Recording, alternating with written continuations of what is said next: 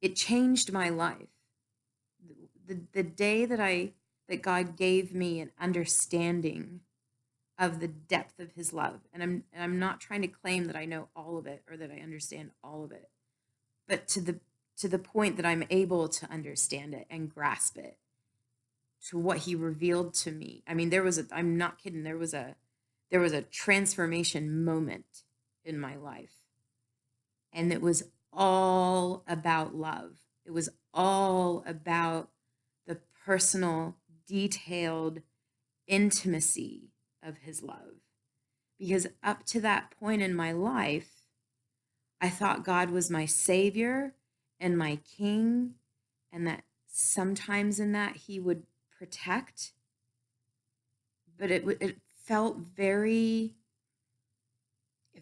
teacher student to me. Not completely distant, but distant enough that it had to do with my performance. So when I did good, when I was a good student, he was pleased with me. When I was a bad student, this was how I saw it. When I was a bad student, he might still care about what's going on with me, but it's hard for him. He's got to deal with the stupid kid or the rebellious kid or whatever. I always felt like um, the ground was shaky under my feet in terms of my relationship with God. And when that changed was when I reached a point in my life where I was so broken and desperate and scared that I was willing to do anything. Like I would have done anything. I was just so encompassed by pain that I literally went to God. I mean, for a long time I was asking him to kill me, like truly, like I wanted to die, just because life was just so hard and so painful, and I just felt like I couldn't cope. So I was asking him for months to kill me, and he didn't do it. And I got to the desperation point where I was like, I need this to either be over or to have the answers. This being my relationship with him, because I mean, I grew up in a Christian home. I believed that the Bible was true. I believed that God was real, but it wasn't giving me what I wanted it to give me. It wasn't, people would read these verses and I would think, well, that's not my experience of God. That's not how I feel he looks at me or how I feel our relationship is. So does that mean it's not true? Or is there something wrong with me? And so mostly I thought there was something wrong with me. When I reached that point, I like literally went to God and like unleashed. I mean, I was so far gone. I think subconsciously, I was kind of hoping that by doing that, I'd make him so mad he'd kill me, as punishment. Because I did believe that I was saved. Regardless of what his character, where it came from, I believed that I was gonna get, um, I was gonna go to heaven, and not because of me and not because of his love for me, but just because that was what he was doing, because he was proving, I guess, his worth. Um, so dying would have been a release. So I think, yeah, I hadn't thought about it consciously, but I think part of me at that point was like basically trying to tempt him to strike me down. But anyway, I did. I went to him, and in complete desperation, just broken, just completely done. At the end of my rope, bottom of the barrel, whatever metaphor you want to use, I was there. And I said all the things that I really thought, all the things I really felt, not the pretty words that we're supposed to use, you know, not the careful, you know, respectful way to approach, not the negotiation where I'm going to give you this if you'll give me that. None of that. Like, I just let it go.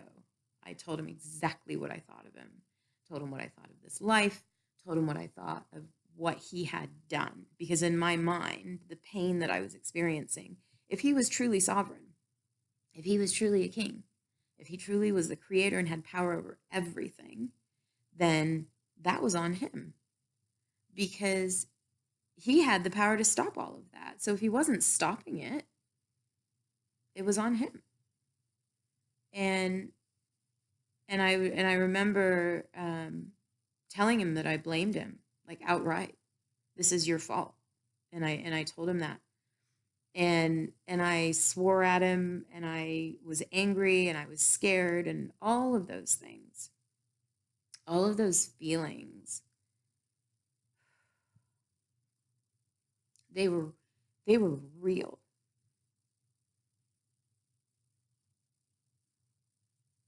And I was terrified. But I was so broken down by what was going on that even though I was scared of what the result of this would be, I just couldn't do anything about it. I had to push it to the limit. I had to say, either this is real and you're going to do something here, or I'm done. That was where I was at. And what I learned that day was that he valued my honesty more than he valued this idea of respect or honor that we have. We think we can only come to him on our faces, or with this sort of false sense of humility that doesn't reflect how we feel. It just reflects what we think the expectation is. We think we can only go to him with careful words and with sort of this obsequious manner that puts ourselves down and raises him up. And I mean, don't get me wrong. There's nothing in my life, nothing that is more valuable to me than him. There's nothing about his way of communicating or his heart that has more comfort and more value to me. There's nothing.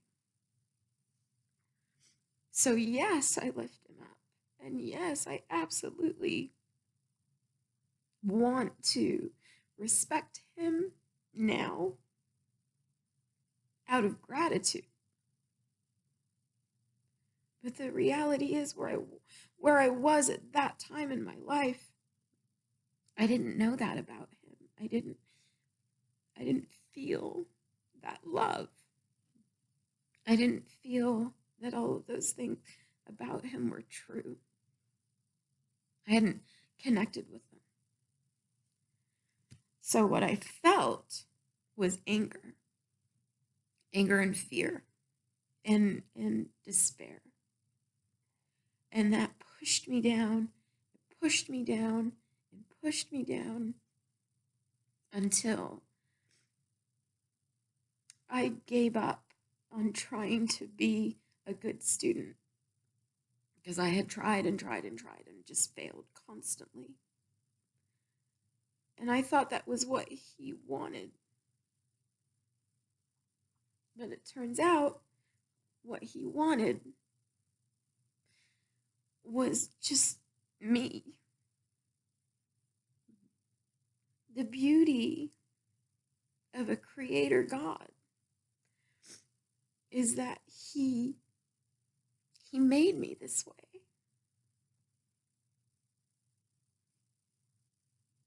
I didn't really understand this until I had a kid. But as a parent, looking at my son, I love learning things about him. I love seeing him get excited about something, or discover something, or grow. I love that. I I love watching that, and I love being involved in that. Nothing's more fun and fulfilling than teaching him something and having him take it on board and actually discover that it's true and start to live it for himself, like start to take that truth and apply it himself, not just because he wants my approval, but because he sees that what I told him was real. And that's, I mean, I'm jumping around here, but that's what I've learned about God. That's how he views me. He doesn't have to discover the way I do because he already knows. But that delight, that excitement that I get when my son is happy or excited about something, God has that with me.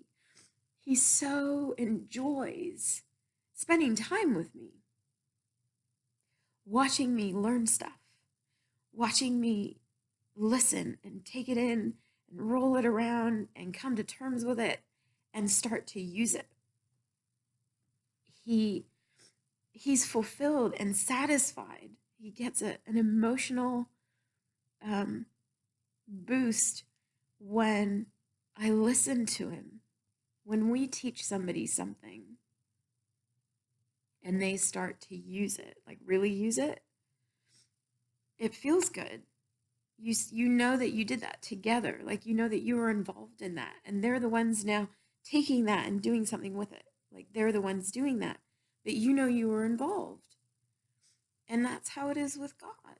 He's giving all the time. He's giving information, he's giving support, he's giving emotion, he's giving instruction, he's giving advice, he's giving discipline and correction. Like he's always giving. And it's because he loves. Like, and I'm going to use myself as the example here, but I want to be really clear. I'm not unique in this. And that's what I realized. Like, he has this fascination and this deep affection and this excitement that he has in his relationship with me. But he has that for you too. Like because he's so much bigger and knows so much more, and it's just so much more of everything. He can be that focused and that intimate with every single person who ever lives at the same time. Like he has that capacity. So, when I say he's fascinated with my life, he's always watching, he's always involved, he's always celebrating my wins, and he's always weeping my losses along with me. He's doing that for you too at the same time.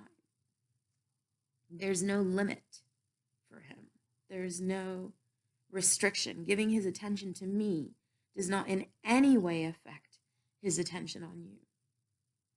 And I think that's where a lot of people get messed up.